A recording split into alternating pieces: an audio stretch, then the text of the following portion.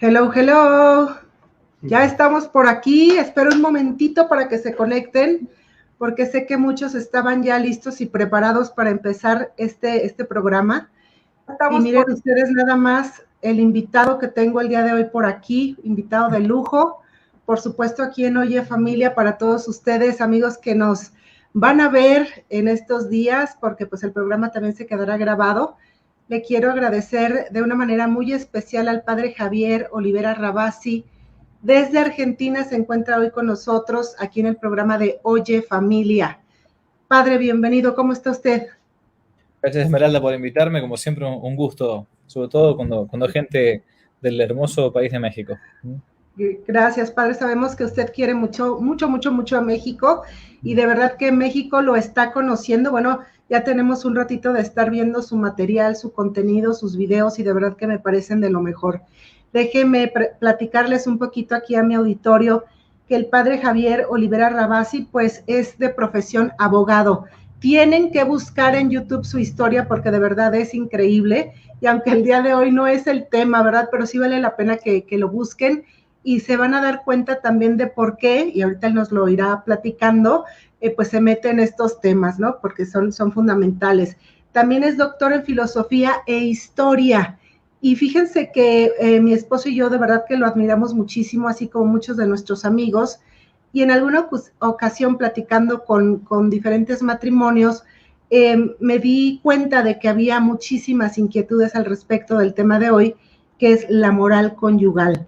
Padre, menudo tema tocamos en este programa el día de hoy. Y pues bueno, yo creo que hay que empezar por el principio, ¿no? Desgraciadamente ahorita veo que el matrimonio no está siendo tan valorado, ¿cómo decirlo? Que no tiene pues ya valor, ¿no? De pronto los chicos ya no se quieren casar, ya no quieren hacer una familia, digamos que está como pasado de moda. Entonces sí me gustaría mucho para empezar, padre, que nos explique así con manzanitas, porque hay mucha gente que de verdad no lo llega a comprender aún, ¿no? ¿Qué es el matrimonio? ¿Qué es ese sacramento para nosotros los católicos, padre? Bien, perfecto. Bueno, la primera cosa es que es algo que no ha sido abolido este, por la ley, jamás, por la ley de Dios, digamos, ¿no? Se encuentra, estoy buscando acá, tengo en mis manos, para que después lo digan, los protestantes no digan que los curas no usamos la Biblia. La Biblia siempre tiene, Perfecto. ¿no? La Sagrada Revelación escrita, no es la tradición, no es una de las, decimos, las fuentes de la revelación, la Sagrada Escritura. Eh, la primera norma que pone Dios nuestro Señor a Adán y Eva es crecer y multiplicados y llenad la tierra, ¿no? Es la norma que les pone, así que no puede ser algo contrario a la misma naturaleza, es algo que está inscrito en el corazón de los hombres, el hecho de el acompañamiento. En primer lugar, la mujer nace como compañera del varón, es la mejor compañía, ¿no? Es el complemento. Y por lo tanto el matrimonio es uno de los 7 sacramentos que, simbolizando incluso la unión que hay entre Cristo y su iglesia, varón y mujer se unen, por las dudas, uno con una, varón con mujer, para compartir el tiempo que tienen de vida, para ser felices en cuanto puedan y mutuamente brindarse las posibilidades de ser santos, con sus defectos y con sus virtudes, y, Claro. y tienen a su vez también una obligación, una carga, que es el al menos poner los medios para, si Dios quiere, enviar vida. No es que uno tenga derecho a los hijos. Eso es súper importante desde el principio decirnos, ¿no? Que yo me caso y tengo derecho a tener hijos, ¿no? Entonces, a lo que dé lugar, desde una probeta hasta alquilar un vientre, todas estas barbaridades que uno está viviendo y viendo ahora. Si no, tengo derecho a poner los medios para poder, si Dios quiere, engendrar vida, ¿no? Entonces, sacramento, uno de los 7, que santifica a los esposos, santifica porque es algo santo, eso es un sacramento, un signo sagrado de la gracia, como no es el resto de los sacramentos, y hace que marido y mujer entonces puedan mutuamente, con la gracia propia de su estado, la gracia del sacramento, intentar llegar juntos al cielo. Si bien Perfecto. la salvación de cada uno es individual, bueno, va mucho en toda nuestra vida. Yo siempre bromeando, digo, contra quién uno se va a casar, digamos, ¿no? O sea, quién va a ser la contraparte, porque es la que me va a ayudar o me va a impedir a mí llegar al cielo. De ahí que sea importantísimo saber elegir con quién uno está tomando esta decisión para toda la vida, ¿no? Exacto, padre, fíjese que yo escucho mucho decir que el matrimonio está en crisis. Yo les digo, ¿saben qué? No estoy de acuerdo, más bien yo creo que a veces lo que está en crisis más bien es el noviazgo. ¿Estaré en lo correcto, padre? Bueno, la realidad es que, a ver, la institución del matrimonio en cuanto tal, creo que sí está en crisis porque la gente ni sabe lo que es el matrimonio a esta altura de la vida. Yo he tomado hace muchísimo tiempo una decisión que es no casar a ninguna pareja que yo no conozca, ¿no? ¿Por qué? Porque no me quiero hacer, digamos, partícipe de una farsa, de una especie de matrimonio burocrático, social, meramente así. No, no, no, es una cosa súper seria, ¿no? Claro.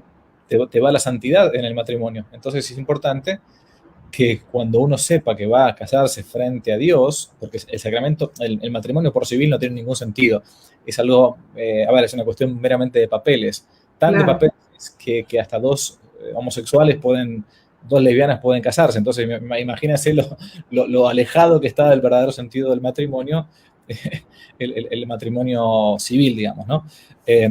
Pero bueno, yo creo que el matrimonio está en crisis porque en gran parte la iglesia misma está en crisis, como lo ha estado siempre. Lo que pasa es que en los tiempos que corren no es como en tiempos anteriores, donde al menos la sociedad era un poco más, al menos socialmente cristiana. Entonces, cuando un varón se casaba con una mujer, cuando una mujer se casaba con un varón, sabía, por más miserable que fuese, igual que nosotros o más que nosotros, que, bueno, por ejemplo, el adulterio estaba mal, yo tenía que serle fiel a mi mujer, a mi marido, y si alguno, digamos, caía en un pecado así, bueno, no por eso iba a justificarlo, pero hoy por hoy, imagínense que no tenemos propaganda de parejas swingers, de que, Sí, bueno, sí. cada uno tiene sus necesidades, de matrimonios abiertos, de parejas abiertas, y todas estas barbaridades que a veces vemos que son propias del mundo loco que estamos viviendo, ¿no? Completamente de acuerdo, padre. Ahora usted ha dicho algo muy importante. Ya nos explicó de una otra manera que el sacramento del matrimonio es instituido por nuestro Señor entre un hombre y una mujer. Perfecto. Pero aterrizándonos en el aquí y en el ahora, padre, y usted también lo acaba de decir, no sabemos para qué es el matrimonio. No sabemos Mm. para qué es, con qué se come, con qué se alimenta. ¿Qué nos puede decir al respecto, sobre todo las parejas que en este momento están de novios y quieren pues hacer un matrimonio? Me sorprendí mucho, leí un artículo que decía que un poco más del 70% de los matrimonios católicos eran prácticamente nulos por el desconocimiento. Por favor, indíquenos en este caso para qué es. Bueno, eh, ¿por qué se dice eso? Bueno, esto es una frase que yo le escuché una vez hace unos 20 años más o menos a un cura, ya fallecido, que era el cura párroco de mi parroquia, que se dedicaba a... él también era abogado antes de ser sacerdote, y él se dedicaba a las nulidades matrimoniales, ¿no?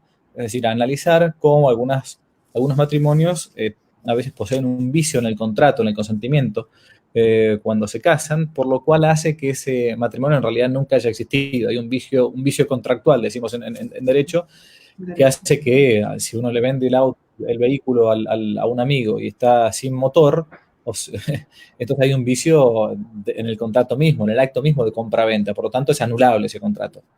Bien, y él decía, y yo después esto se lo escuché ni más ni menos que a Francisco, o sea, más de una vez, que la gran mayoría de los matrimonios de la iglesia podrían ser nulos. ¿Y esto por qué? Porque como el matrimonio es este compromiso que hombre y mujer se hacen mutuamente, ante Dios y ante la sociedad, de ahí que deban existir testigos en un matrimonio. Fíjense qué interesante. En un matrimonio incluso puede no haber un sacerdote. De hecho, puede casar un diácono. Es más, en situaciones extraordinarias. Yo he conocido casos el año pasado, en el 2020, que no se podían hacer matrimonios en las casas, o a veces los sacerdotes no tenían posibilidad de ni siquiera moverse, de laicos que se casaron por la iglesia, teniendo nada más que dos testigos, laicos a su vez, en sus propias casas.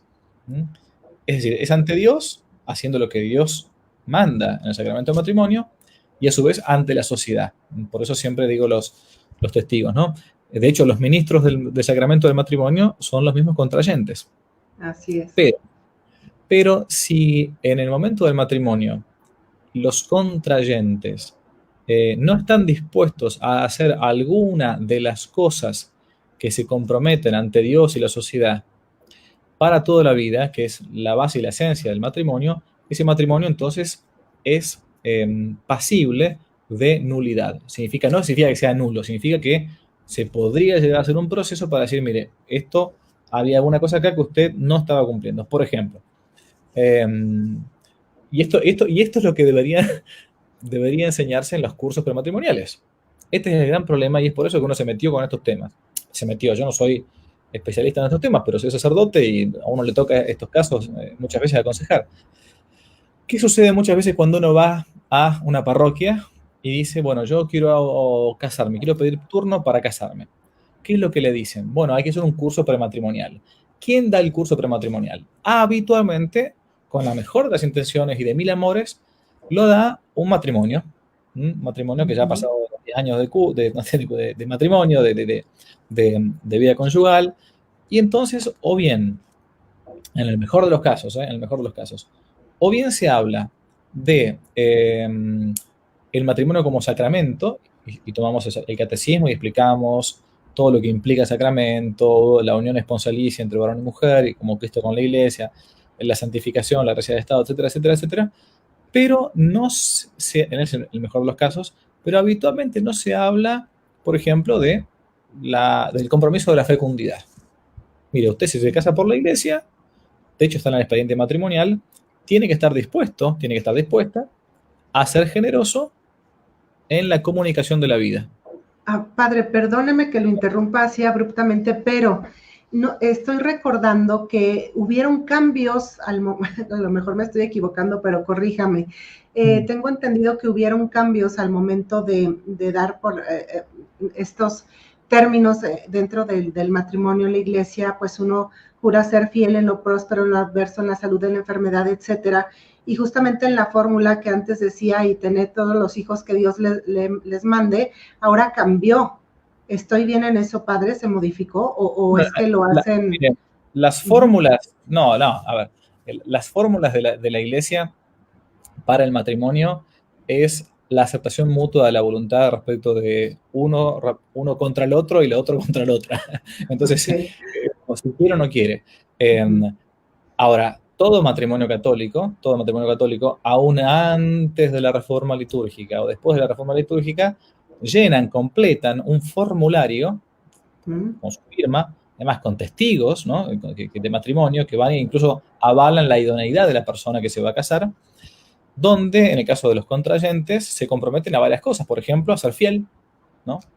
Por ejemplo, a ser generoso en la comunicación de la vida, por ejemplo, a no usar métodos contrarios a lo que manda la Iglesia. ¿Qué digo? Voy a poner nota a pie de página porque sí, hay que explicar esto con manzanas y peras, ¿no? Me dijo. Sí, por favor. El DIU, el anticonceptivo, la píldora día después, el preservativo, el lavaje, la vasectomía, todos modos de intentar de modo artificial impedir a toda costa la posibilidad de que en la relación sexual entre marido y mujer sacramentalmente casados pueda venir vida. Entonces, si una de estos requisitos que se ponen, de este compromiso que hacen, de este pacto que se hace y se firma, ¿no?, antes del matrimonio, si alguno está violando de entrada en el momento mismo de eso, ese tipo de compromisos, entonces ese matrimonio que se va a realizar después es, si no nulo, por lo menos anulable. Obviamente después hay que probarlo en un proceso canónico, ¿no? ¿Y qué sucede?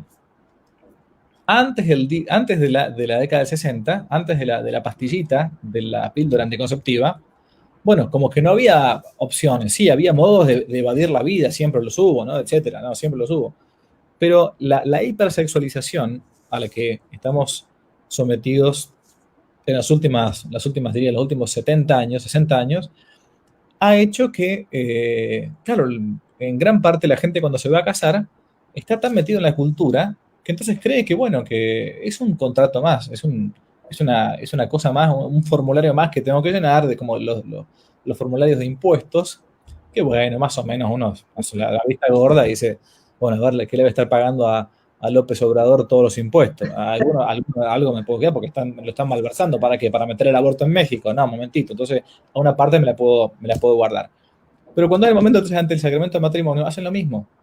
Entonces, muchos se casan por la iglesia y no saben cuál es el compromiso que están contrayendo. Y en el curso prematrimonial, entonces ahí voy al punto, ni les explican esto, ni les dicen esto. ¿No? Ni les explican, por eso digo, en el mejor de los casos, la parte nada más que teórica. Ni hablar de la moral conyugal. ¿Qué se puede hacer y qué no se puede hacer en el matrimonio? Exacto, exactamente. No, y aparte que ya realmente los matrimonios o las parejas que se van a casar van completamente viciadas, hipersexualizadas, como usted lo dice, y de una u otra manera, en alguna ocasión me dijo una persona, bueno, ¿y qué tiene que ver la Iglesia Católica, por ejemplo, en el aspecto de la cama, ¿no? En el lecho conyugal, lo decían despectivamente, o sea, ¿por qué se tiene que meter hasta ahí la Iglesia Católica? Entonces, sigue habiendo gente que se pregunta, o sea, ¿cómo nos va a poder, o por qué, con qué razón nos pueden explicar dentro de la iglesia que esto se hace? Y la otra parte es, ¿por qué nunca me lo habían dicho? De verdad Claro. que es rarísimo el sacerdote que se atreve a tocar estos temas, padre, y precisamente por eso lo he invitado, porque sí necesitamos saberlo, y al menos aquí mi público de Oye Familia son súper curiosos, pero también son personas que están tratando de formarse, que estamos de una u otra manera queriendo saber más y buscando la verdad, padre, porque eso es lo importante, que busquemos a Cristo y que finalmente a través de nuestro estado de vida, pues podamos llegar a Él. Ahorita se me viene a la mente una de las preguntas, hace ya unas semanas que les avisé que iba a tener por aquí al padre Javier Olivera, y pues me hicieron llegar muchas de sus preguntas que poco a poquito irá el padre por ahí contestando, pero sí es importante que sepamos estos temas. Entonces la pregunta primera sería, ¿por qué la iglesia sí tiene la facultad de decirle a los matrimonios qué se puede hacer y qué no se puede hacer en el ámbito de la sexualidad, padre? Bueno, de la intimidad conyugal. Entiendo. Bueno, a ver, espero que este programa se transmita o se vea después del horario de protección al menor, digamos, ¿no? Porque por favor, si hay nenes por ahí, quítenlos. se tiene que ir a otro Adultos, lado. atención, si Van son a ver temas el delicados. Correcaminos y el Coyote o Speedy González o cualquier cosa. Por favor, retiren a sus pequeños. Exactamente. Bueno, la pregunta es válida, o sea, no es que sea inválida o ilícita, porque tiene que meterse la iglesia en el tema de la moral conyugal o ese tipo de cosas. Bueno, lo que pasa es que la iglesia no se mete en ese punto, sino que Dios es el que se ha metido en ese punto. O sea, por lo menos tenemos dos mandamientos de la ley de Dios. Si todavía alguno no cree que han sido derogados o son relativos, sino que realmente persisten, que nos hablan de este tema, puntualmente el sexto mandamiento y el noveno mandamiento. El sexto mandamiento que dice no cometer actos impuros y el noveno mandamiento que dice no desear la mujer o el varón de tu prójimo, ¿no? Entonces, ya de entrada tenemos al menos dos mandamientos de la ley de Dios, que la iglesia a su vez, como es depositaria de las verdades divinas, tiene el munus, tiene la carga, tiene la obligación de explicar, ¿no? lo que significa el contenido de nuestra fe, ¿no? Eso es parte de la obligación de la iglesia y de la obligación de todo sacerdote. Ahora, es verdad que dice uno, bueno, pero ¿por qué los curas no hablan de estos temas? Bueno, porque la verdad que es una realidad concreta. El poco tiempo que el sacerdote tiene en la homilía el domingo para predicar, donde hay un grupo grande de personas, desde un niño a un adolescente, un papá, mamá, soltero, soltera, o gente grande, y es muy difícil tocar estos temas. La verdad, en una homilía es muy complejo. Distinto es cuando uno agarra un grupo yo alguna vez creo que lo he intentado hacer, bueno, extra omnes, pásense todos de la iglesia los que no estén casados, solamente se quedan los que están casados y ahora van a escuchar una cosa. Escuchen un poquito. Pero no siempre está esta posibilidad, ¿no? Después a la pregunta, ¿qué tiene que meterse un cura a hablar de este tema si él tampoco practica eso? Bueno, miren, la verdad que es una falacia muy tonta, porque un médico oncólogo que cura el cáncer, no hace falta que esté infectado de cáncer para poder curar el tumor, digamos, ¿no? Eso es muy tonta, la objeción es muy tonta. Pero lo que uno hace es poner los principios, ¿no? Es intentar iluminar por medio de los principios lo que siempre ha enseñado la Iglesia, no lo que al cura le interesa. Obviamente que hay un montón de otros temas mucho más, como digo, más fáciles de tocar para un sacerdote, mucho más sencillos. Uno dirá, bueno, ¿por qué a mí cuando me preguntan, si me preguntan, yo trato de decirlo? ¿Por qué? Porque, bueno, vi que a veces un vacío. Esto que digo yo está en los manuales de confesores, o sea, no estoy diciendo nada esotérico, oculto, algo que cualquier cura medianamente instruido que haya hecho un seminario medianamente bueno, en los manuales para confesores o en los manuales de moral, concretamente de moral, no sé, a ver, acá no tengo por acá arriba, pero acá sí, acá, por ejemplo, manuales de moral, acá tengo que es un famoso libro de Roger Marín, Teología de la Profesión Cristiana. Claro. De este mismo autor tienen un famoso libro para laicos, Teología Moral para Seglares, para laicos, sí, escrito en la década del 60, por ahí más o menos, editorial Bach. Está todo planteado, que digo ahora, no hay ninguna cosa de otro mundo. Entonces, hay una moral para los cónyuges que es importante que se conozca. Entonces, ¿por qué decirlo? Bueno, porque la Iglesia tiene la obligación de explicar estas cosas. Si tengo derecho o no a decirlo, y no solamente tengo derecho, tengo el deber de decirlo, porque si el sacerdote intenta que las almas se vayan al cielo, claro, una realidad tan normal de la vida conyugal como es la relación sexual entre varón y mujer casados ante Dios, bueno, es algo que, es más, algo que los hace santos, es algo bueno, no algo malo. Así es, padre. Eso metido en la cabeza que la Iglesia te dice que el sexo es malo. No, el sexo es bueno, si está en la Escritura. No es que sea malo. Ahora, usado malamente, y sí, así como el agua no es mala, y es bueno el agua, uno se hidrata, pero si uno se pone una soga al cuello con una piedra y se tira al Pacífico, y bueno, demasiada agua me puede matar, ¿no? Bueno, entonces es cuestión de hacerlo. Así que es importante que se diga esto. Perfecto. Claro Bien. Que sí, padre. Diga. Y pues bueno, yéndonos un poquito ya más a las preguntas así en concreto que la gente nos dejó por aquí, dice sí. Una, padre, ¿qué hacer? Dice, me gustaría que profundizara en cuáles son los métodos de planificación de paternidad naturales ilícitos para nosotros los católicos. Pero si me permite, padre, antes, pregunta del millón, utilizar todos los métodos anticonceptivos es un pecado mortal, ¿cierto o falso, padre? Utilizar todos los métodos anticonceptivos artificiales con una finalidad anticonceptiva siempre es pecado mortal, sí, no admite pérdida de materia, sí. Perfecto, porque hay conflicto a veces platicando entre los amigos y demás, en que si se pueden o no se pueden acercar a comulgar, por ejemplo, utilizando preservativo, utilizando pastilla anticonceptiva, etcétera. Mire, para que uno no se quede, porque si no la gente después dice, porque el cura tal dijo tal cosa, el cura... Exacto. No. Yo no estoy diciendo, mira, a ver, para mí lo más fácil del mundo sería esto. Mire, Esmeralda, ¿sabe qué? Dios la ama. Dios los quiere a todos. Es un papá bueno. Entonces, a veces los curas juegan, algunos curas juegan. Sí, a dar permiso. Yo no tengo que ni meterme ahí, entonces usted haga lo que sienta, lo que usted quiera, si igual Dios la quiere igual. Usted, mire, si la iglesia no se mete en la cama de los matrimonios, ¿no? No, es cierto que no se mete, pero tiene que iluminar los principios. Y bueno, ¿y yo de dónde saco esto? De los documentos de la iglesia. A ver, escriban, Humanae con H, Humanae Vitae, Humane Vitae. Famosísima encíclica. ¿De quién? Del Papa Pablo VI. Hoy canonizado, conocido como San Pablo VI, ¿no? Otra, Familiares Consorcio, ¿no?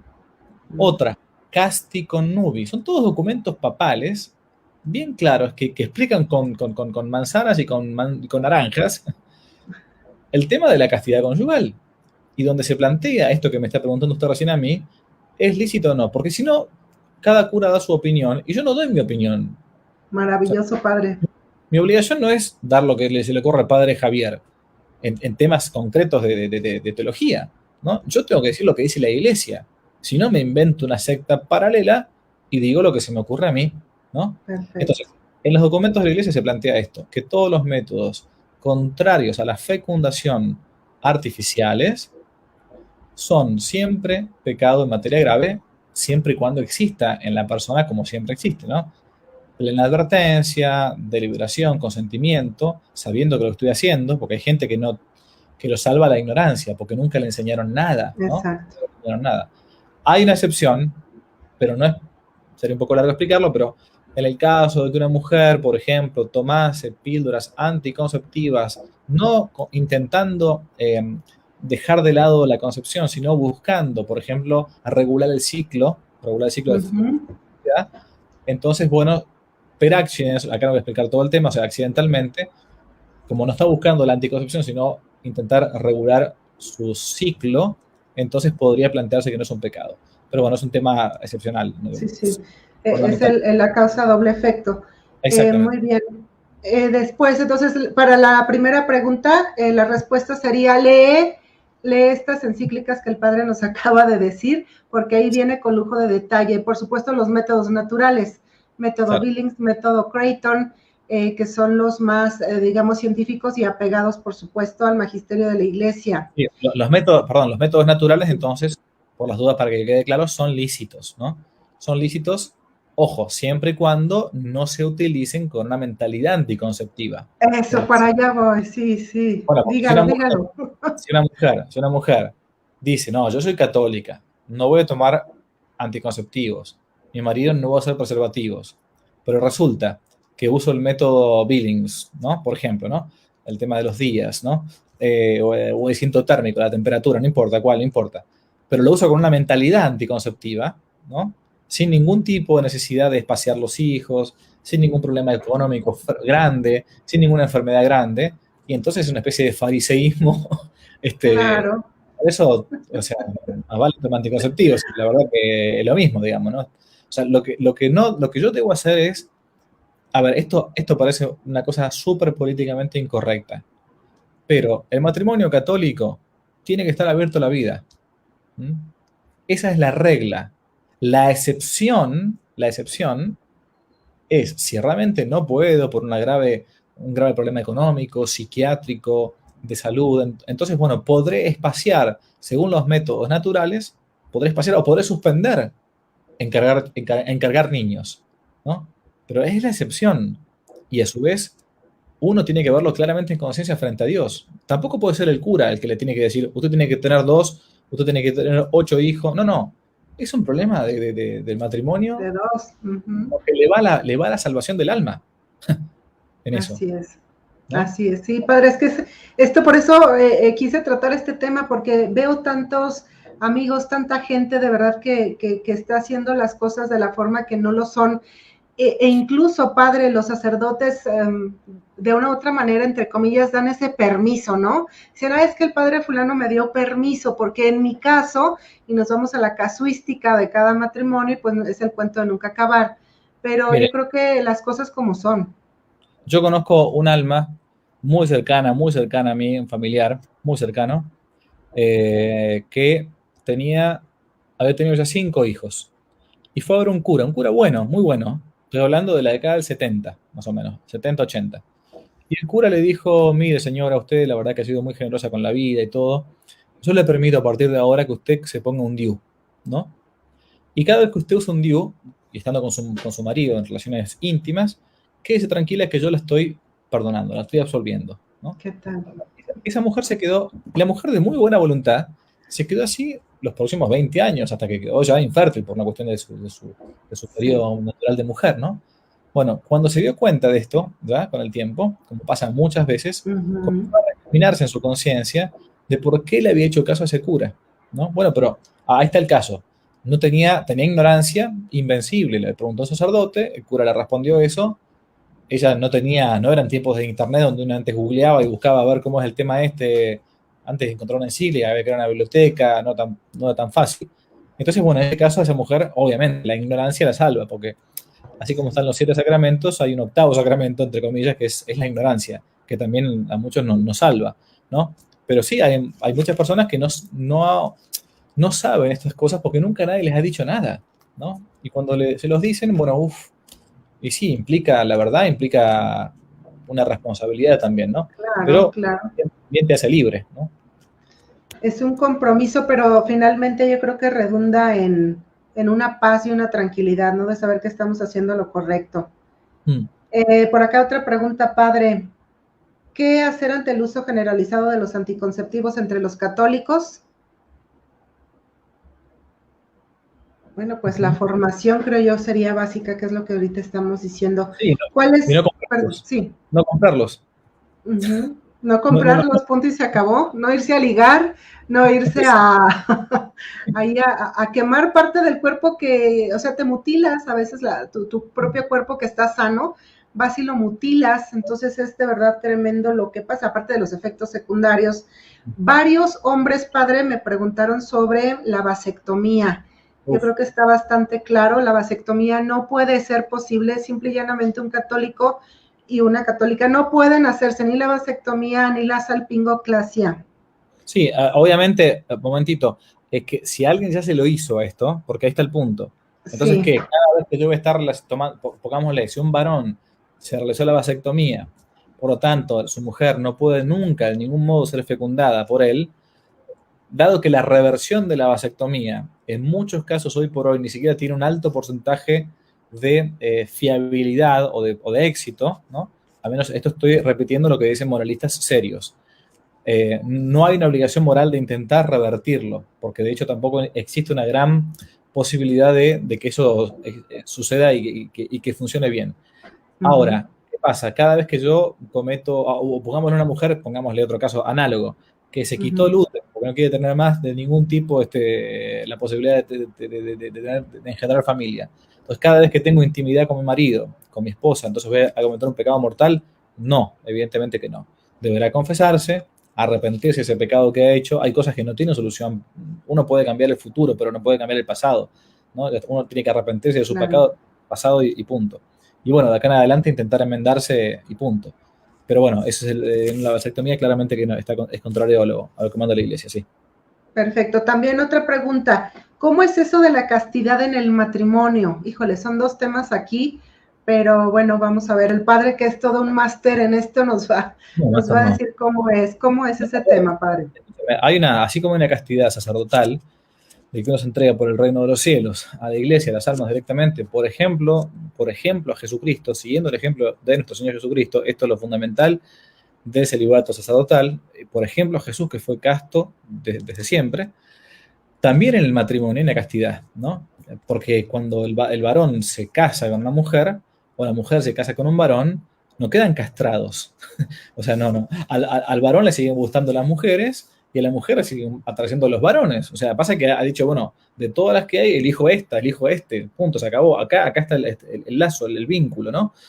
De ahí que los anillos sean como la yunta de los bueyes que tiran juntos. Eso es uno de los significados del anillo de matrimonio. Pero hay una castidad dentro del matrimonio. Entonces, por eso Jesús va a decir al Evangelio, justamente de vuelta, ¿no? Aquel que mira a una mujer deseándola en su corazón, ya cometió adulterio en su corazón. O sea, no hace falta que un marido se acueste con una mujer distinta. ¿Qué significa desearla? O al revés, aquella mujer que deseó a un varón deseándolo en su corazón, ya cometió adulterio con él en el corazón. Es lo mismo. Bueno, deseándola, ¿qué significa? Hacerse, como decimos aquí, hacerse la cabeza, o sea, hacerse los ratones. No sé cómo se dirá en México, pero esa es la idea. No darse cuenta de la belleza femenina, pero bueno, no me conviene. Así como uno dice, bueno, el que está a dieta no le conviene ni siquiera mirar el menú, bueno, listo, entonces mejor no, sobre todo a nosotros los varones que nos cuesta más porque el varón peca más por la vista, al hombre le gusta ver y a la mujer ser vista, ¿no? Así se dice. Claro, claro. Hay una castidad en el matrimonio. Yo me tengo que ver a mi esposa, yo me tengo que ver a mi esposo, punto. E incluso en el mismo matrimonio, ya hay periodos en los que uno dice, bueno, hay momentos donde no se puede, o porque a veces la mujer está embarazada y entonces, bueno, es muy súper incómodo, o está con el periodo, o no sé, o uno está de viaje y tiene que vivir tiempos de abstinencia. O lícitamente utilizar los periodos naturales para espaciar o suspender los niños, con causales lícitas. Entonces, hay una castidad que no es solamente para los curas, ¿no? Para las monjas. Hay una castidad también que es propiamente del matrimonio, y eso se llama la castidad conyugal, la castidad matrimonial. Perfecto, y tiene que ver también, obviamente, con la fidelidad. Lo digo así porque también hay una pregunta de un señor que dice, por favor pregúntale al padre cuál es el límite precisamente del pecado de pensamiento, ¿no? De ser infiel con el pensamiento. ¿Cuál es el límite, Bueno, padre? a ver, miren, yo siempre digo lo mismo, así como te preguntan, padre, ¿cuál es el límite entre los novios? ¿Hasta dónde se puede llegar en las relaciones afectuosas entre novio y novia? Bueno, mira, no hay un termómetro, no hay un termómetro, ¿no? Que uno dice hasta cero temperatura corporal, no, no, no. Tampoco hay una especie de anteojo ni anteojera como los caballos que tiran las carretas, ¿no? Pero si yo me doy cuenta como varón, como esposo, que estoy mirando a una mujer, ya no diciendo, uy, qué bonita que es, y listo, ya está, punto, ya está, ¿no? Estoy mirándola, como Jesús dice en el Evangelio, deseándola en su corazón, haciéndome la película en mi corazón, entonces ahí me di cuenta que ya no estoy siéndole fiel a mi mujer, ¿no? Porque yo tengo que tener ojos para mi esposa. ¿Me daré cuenta de la belleza femenina? Sí, claramente. El casado se dará cuenta, el cura se dará cuenta y punto. Pero agua que no has de beber, déjala correr, dice el refrán. Así que es Perfecto. así. Y lo mismo sucede para la mujer, padre, porque ya me he encontrado por ahí chicas que están casadas con un divorciado Mm. y dicen, no, pues si yo sí me puedo acercar a comulgar, yo estoy soltera, el que estaba casado era él. Entonces volvemos otra vez al Bueno, punto, ¿no? La formación, la formación. Igual es para la mujer, también la mujer puede ver a un hombre con deseo que no es malos su deseos, marido y sí, pasa lo con malos mismo. deseos. Con malos deseos. Reitero, una cosa es decir, a ver, qué linda que es Esmeralda, qué hermosa mujer, etcétera, etcétera, y punto, se acabó. Pero otra cosa después, jugarse, hacerse la cabeza. Eso es la diferencia, ¿no? Cualquier persona medianamente sensata sabe de lo que estoy hablando. Entonces, cuando uno Claro. se dio cuenta que su imaginación me empezó a jugar por ese lado, ya está, listo, tengo que, me iré a otro lado, no trataré de hacer otra cosa, punto. Claro, perfecto. Dice, ¿qué debo hacer si ya me ligué? Pues bueno, el padre hace un momentito decía, bueno, pues confiésate, ¿verdad? Sí, en el caso de la ligadura de Arrepiéntete. trompas, ojo, una cosa es la vasectomía, otra cosa es la ligadura de trompas. Si la ligadura de trompas es reversible, hay que intentar hacerlo. Hay que intentar hacerlo. Porque a veces se puede, ¿no? Hoy por hoy, técnicamente, hay cosas que se van superando. Por ejemplo, el tema de la vasectomía, los manuales que yo he consultado planteaban que es mínimo la posibilidad de reversión.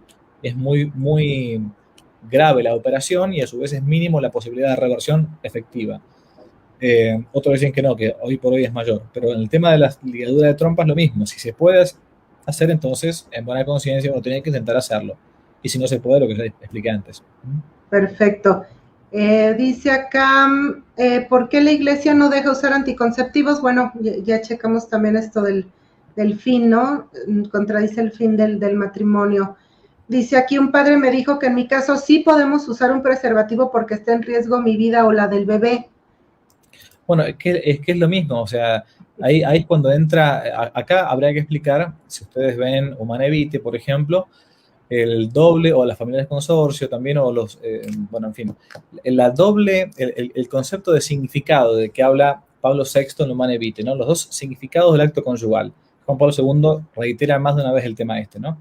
El significado llamado unitivo, ¿no? Y el significado llamado procreativo, es decir, la unión matrimonial une a varón y mujer, por eso el significado unitivo, y a su vez el significado procreativo que implica estar abierto a la vida.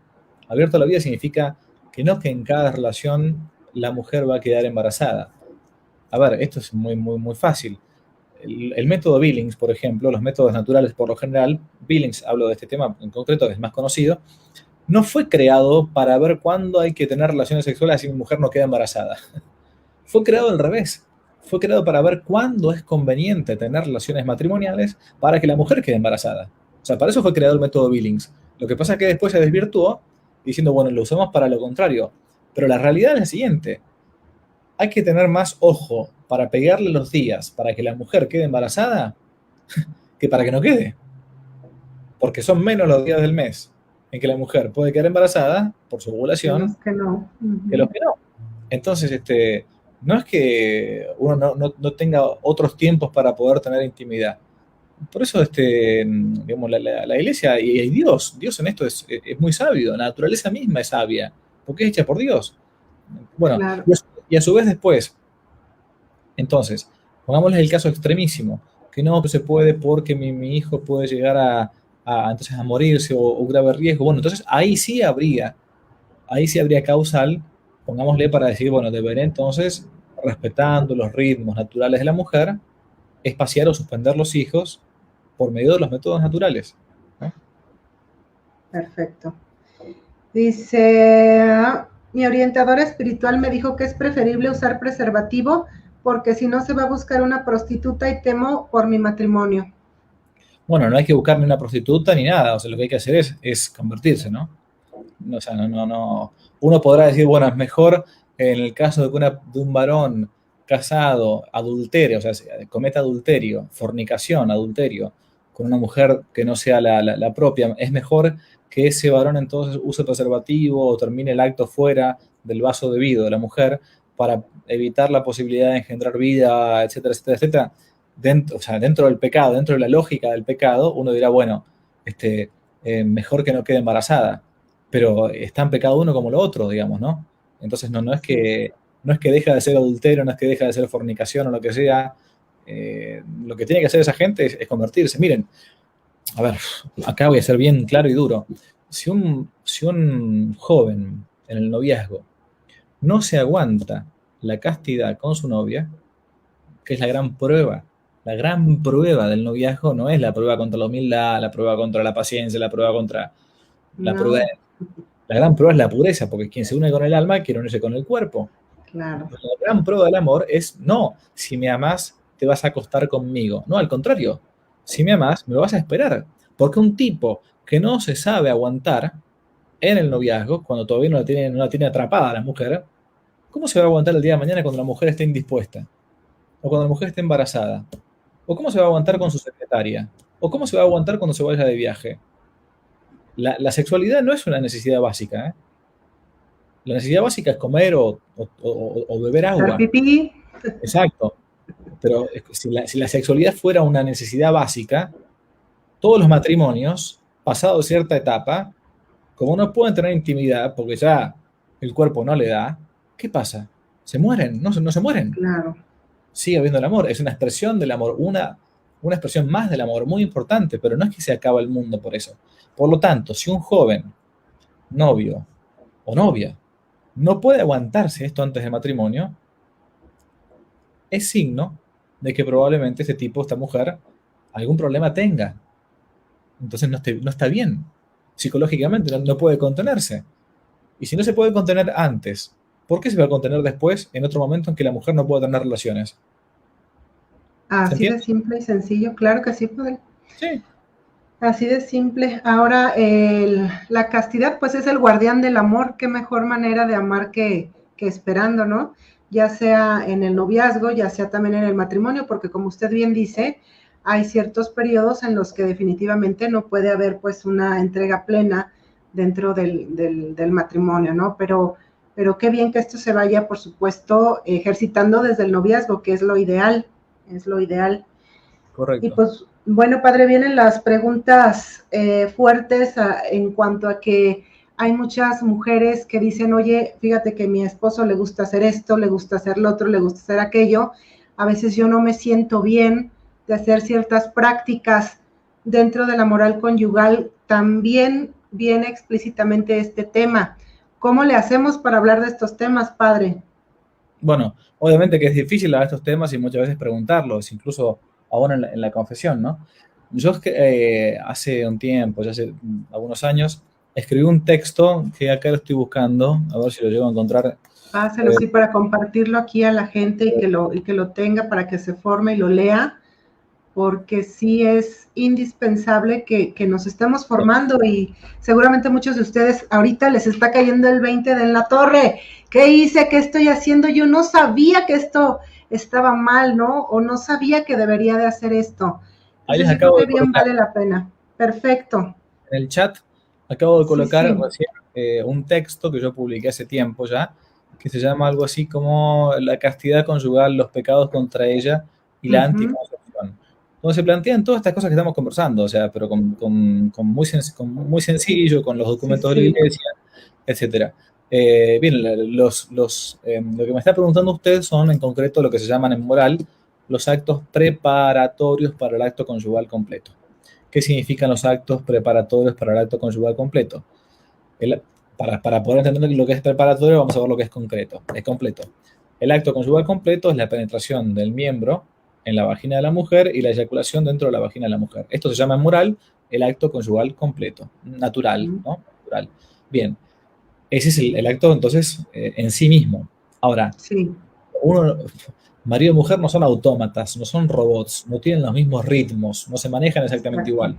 No es igual, de hecho, el ritmo de la mujer que el ritmo del varón, son cosas distintas. Eso cualquier persona ya más o menos adulta lo conoce eso. Por lo tanto, hay actos previos a ese acto conyugal completo que recién mencioné, que son necesarios dentro de la intimidad. Lo que recién les dije está en el libro de Teología Moral para Seglares de Rollo Marín, por ejemplo. O sea, no estoy diciendo nada oculto. Entonces, son aquellos actos previos a ese acto conyugal completo que marido y mujer se prodigan, se dan mutuamente para que puedan llegar juntos al placer completo, ¿no? A entregarse por completo. Bien. Entonces, la pregunta es, bueno, ¿hasta dónde es lícito? Esto yo lo tengo escrito, es más difícil decirlo. Sí, claro que escribirlo, padre. Si quiere, ustedes son puedo gente ser grande. muy concreta, ¿no? Pero aquí. No, como ustedes son gente grande, van a entender. Sí, Miren, claro. ¿qué es lícito? Es lícito todo aquello que facilite al varón o a la mujer el terminar bien el acto.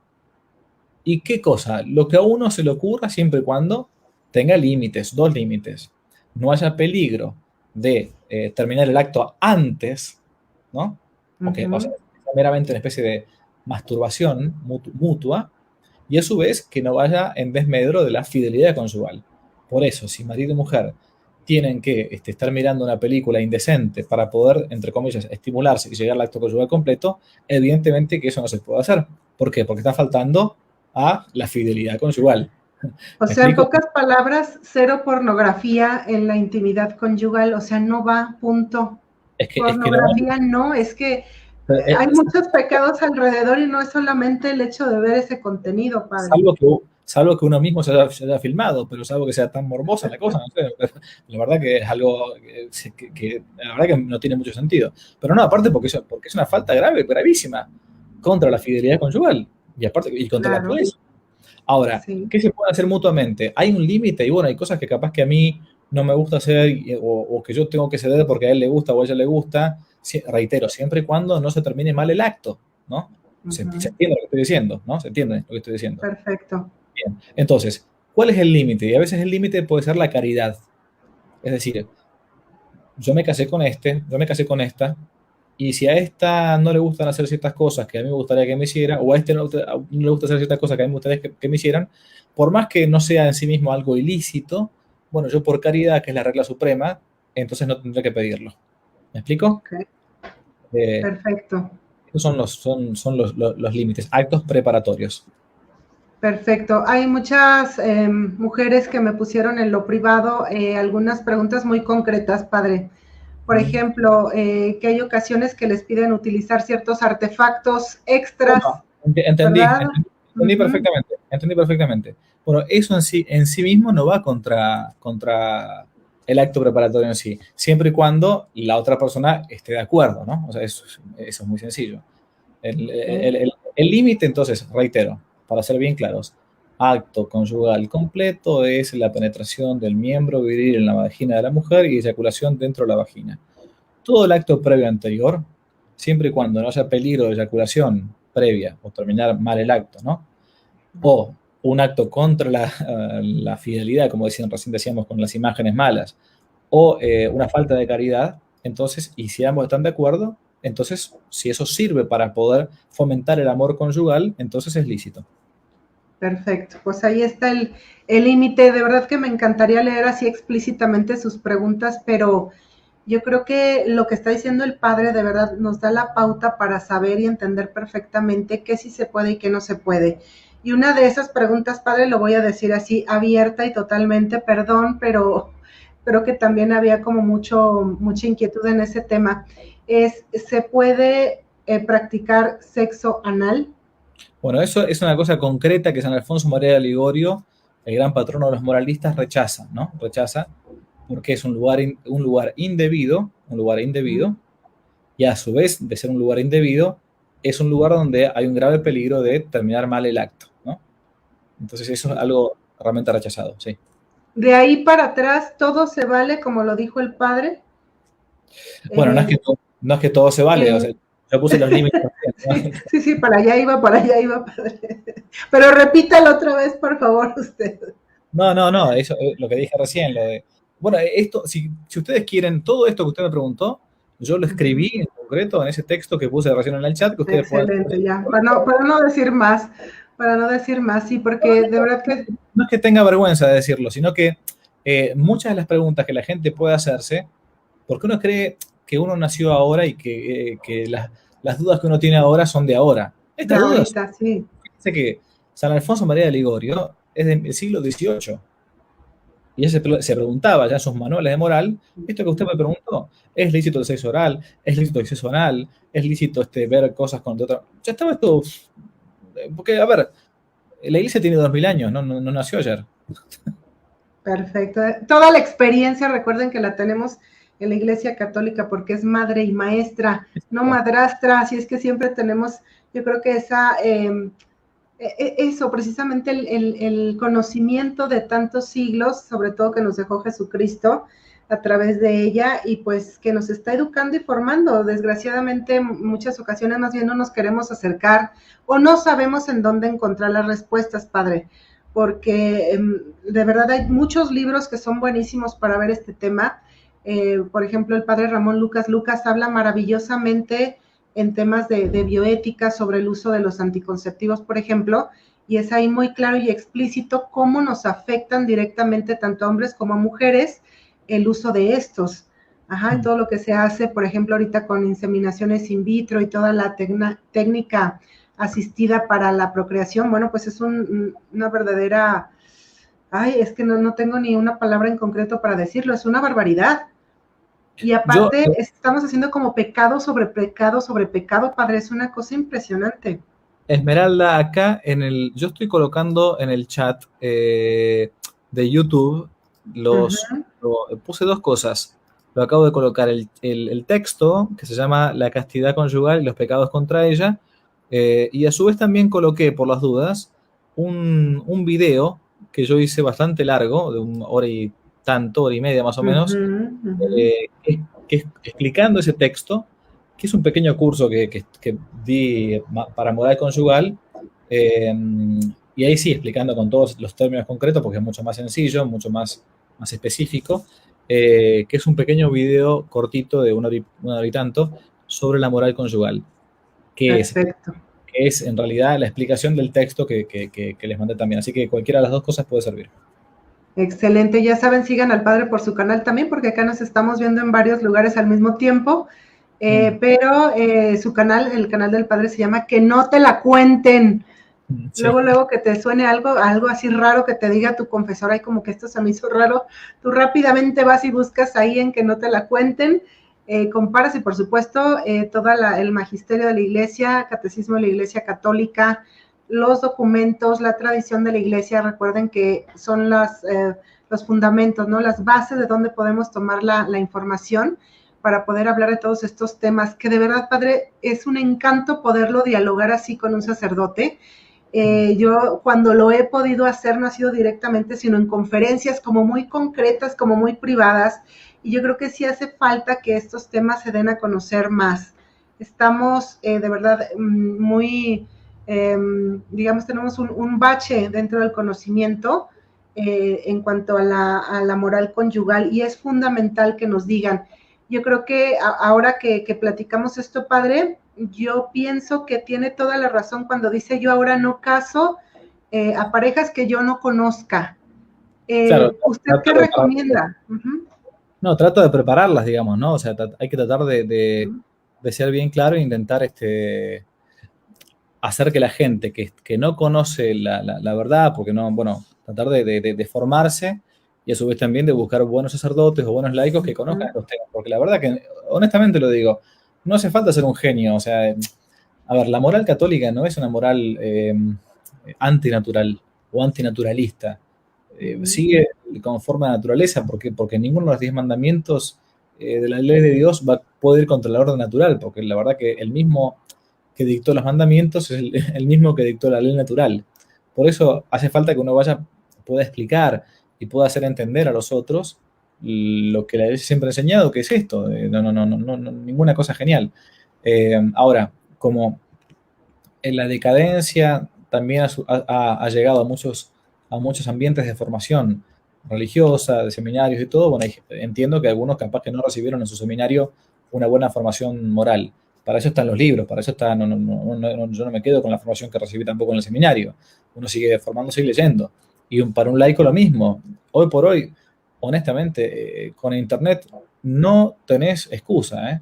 O sea, el que no se forma es porque no quiere, porque está explicado hoy por hoy en varias lenguas incluso. Híjole, es que de verdad que es todo un circo a veces para poder encontrar una respuesta correcta, padre. Sobre todo una respuesta que tenga la verdad, porque es difícil y a veces preguntando pues a varios sacerdotes se contradicen, ¿no? Por último, me gustaría cerrar con esta pregunta y con una reflexión, padre. Dice aquí, ¿qué les puede decir a los sacerdotes que recomiendan usar anticonceptivos? ¿Por qué lo hacen? Pues bueno, el padre lo acaba de mencionar, ¿no? Algunas ocasiones, pues la formación dentro del seminario quizás no fue la apropiada, o tal vez se quedaron en un determinado tema y ya no siguieron profundizando en esto. Quiero pensar que la mayoría de ellos no lo están haciendo como con un acto de maldad o de, no sé, yo no creo, porque generalmente han sido sacerdotes bastante cercanos, ¿no? A la gente, y a veces siento que hasta que es como que si se compadecieran de algunas personas, sí, pero en lugar de cooperar, pues se van por otro lado, ¿no? Yo puedo dar el caso concreto acá me dice que no se ven los links que puse. Sí, bueno, yo, si no, ahorita se los comparto con mucho gusto. Es que estamos transmitiendo en vivo por Facebook y por YouTube. Entonces, posiblemente por eso no los vean, pero hacemos un copiado ahí donde los tenga y con gusto se los paso aquí también a través del Facebook. Perfecto. Y pues bueno, decíamos. Lo que quería decirle simplemente es que un caso concreto que me ha sucedido el año pasado hay un cura muy bueno, muy apologeta, el padre Luis Toro, venezolano. Claro. Bien, el padre Luis Toro había explicado públicamente en alguna de sus conferencias que se podía usar preservativos y anticonceptivos. Me puse en contacto con el padre Toro, porque esto es un error que él tiene moral. Y hablé con él, le expliqué, y honestamente él me dice, te agradezco, hermano, porque la verdad es que yo había entendido otra cosa. Yo me debo retractar de este error, porque está mal lo que dice, entonces hizo una retractación por medio mía, porque la verdad que no estaba bien lo que le estaba enseñando, y él de súper buena conciencia me dijo, yo esto es lo que aprendí, a mí me enseñaron esto. Ahora que me mandas los documentos de la iglesia que dicen justamente lo contrario, sé que está mal, que eso yo estaba enseñando algo que estaba mal. Bueno, y reitero, es el padre Luis Toro, o sea, que tiene muchas otras cosas muy buenas. Es maravilloso, claro. Él estaba enseñando eso hasta el año pasado, ¿no? Pero padre, algo que me pudo encantar de cómo lo hizo fue la forma, porque usted lo hizo como dice en el Evangelio, o sea, digamos, se ayudó de otros sacerdotes para en conjunto poder hablar con él y corregirle de una manera fraterna. Eso estuvo encantador, padre. Definitivamente que ahí sí que educó con el ejemplo, y yo creo que es lo que tenemos que hacer, porque también se necesita de verdad a veces mucha humildad por parte del sacerdote para aceptar que pues en ocasiones la está regando, ¿no? Se está equivocando. No, súper humilde, súper humilde. A mí me edificó un montón cuando él dijo, no, la verdad que tienes razón, yo le mandé los documentos, se le había entendido mal, le habían enseñado mal, entonces, bueno, me tengo que retractar, no queda otra opción, ¿para qué me voy a estar manteniendo mis 13? Claro, claro. Sí, no, y aparte también porque de una u otra manera aquí nos están viendo muchos sacerdotes, padre, de una otra manera tengo que decir que se están jugando también su salvación, ¿no me equivoco? Y sí, porque ¿sabe qué pasa? La ignorancia invencible, ¿no? Se puede aplicar en algunos casos para algunas personas, ¿no? Ejemplo, yo puedo alegar ignorancia invencible si de urgencia tengo que hacer de médico cirujano y sacarle el apéndice a una persona, ¿no? Y me olvidé el bisturí dentro del estómago de la persona. Bueno, yo no sabía, la verdad que no, soy un bruto, no estudié medicina y lo hice de urgencia, pero un médico cirujano no puede alegar ignorancia invencible en un tema que es de su propio métier, de su propia pericia. O sea, Ujú. un médico cirujano es perito en eso. Lo mismo pasa con este tema. ¿Mm? Un laico quizás pueda alegar ignorancia invencible. O sea, yo no sabía nada, nadie me contó, estoy de buena fe en esto. La verdad que de buena fe yo pensaba que se podía usar preservativo porque alguien me lo había dicho alguna vez, lo había escuchado a un cura, pero un sacerdote que tiene la obligación de enseñar lo que manda la iglesia, no puede alegar que está en una ignorancia que no es vencible, que de ningún modo puede, no, porque él debe ser perito, él debe ser maestro de la fe. Él tiene una Ujú. carga desde el momento que uno se ordena sacerdote. La carga de enseñar lo que enseña la iglesia. Entonces, basta con que yo agarre, a ver, el catecismo, me fije en el catecismo, me fije en los manevites, me fije en el magisterio de la iglesia de los últimos años, que hay muchos documentos de este tema. Y no puedo, Claro. me fije en internet, o sea, como cura Sí. uno, entonces ahí sí está jugando en gran parte lo que es realmente su alma, porque es mi obligación, así como el cirujano no se puede olvidar el bisturí en la panza de la persona, ¿no? Así es, padre. Se tenía que decir y se dijo, no hay más. Qué pena. Ahorita los que no sabían y ya saben, bendito sea Dios. Sí, Tenemos pero que no, ponerle mucho talento, ¿no? Porque hay que verlo por el lado positivo, padre. Todo esto nos va a llevar a la santidad, nos va a hacer felices. pero esto, a ver, esto no es para que uno se sienta a partir de ahora apesadumbrado, ¿no? Al contrario, Exacto. o sea, porque vivir de cara a Dios es lo único que uno lo hace feliz.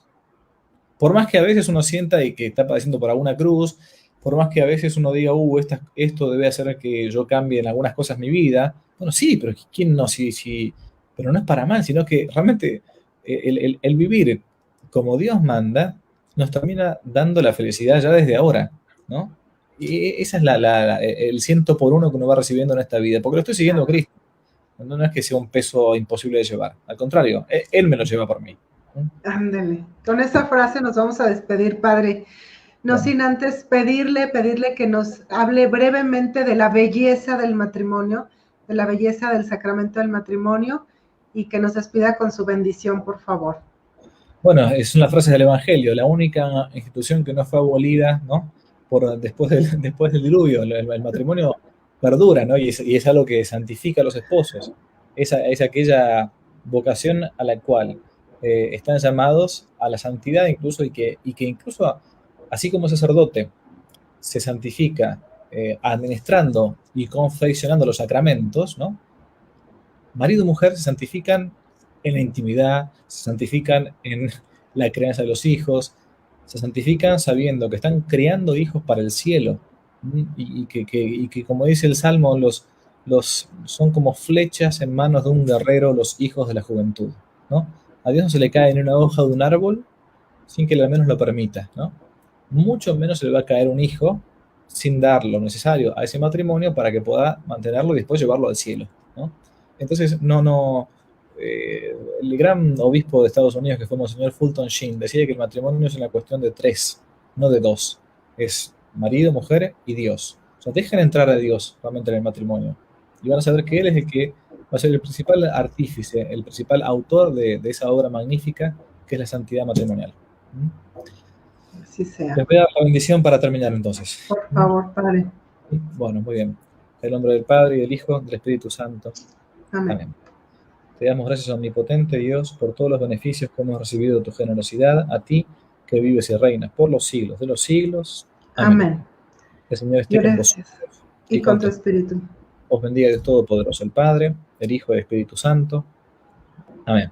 Amén. Muy bien. Y Padre, querido, muchísimas gracias. Gracias por todo. Por aquí ya está leyendo todos los saludos que le dejaron. Vamos a ver los demás. Pero muchísimas gracias. Y acuérdense, amigos, suscríbanse al canal del Padre. Que no te la cuenten inmediatamente. Suscríbanse para que vean todos sus videos. Por supuesto, también en Oye Familia. Gracias, Padre. Dios lo bendiga. Hasta pronto. adiós. Chao, chao.